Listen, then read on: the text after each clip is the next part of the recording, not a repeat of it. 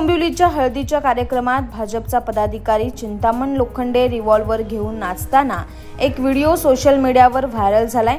या व्हिडिओत रिव्हॉल्वर हाताच्या बोटात फिरवत मैं हूं डॉन या गाण्यावर ठेका धरत नाचत आहे।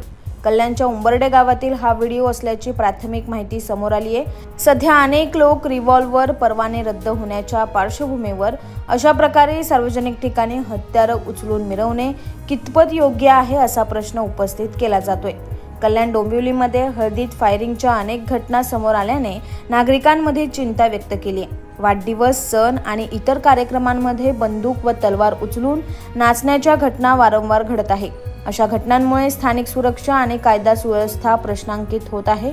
सामाजिक माध्यमांवर व्हायरल झालेल्या या व्हिडिओमुळे कल्याण शहरात बीड होणार का असा सवाल देखील नागरिक करत आहे।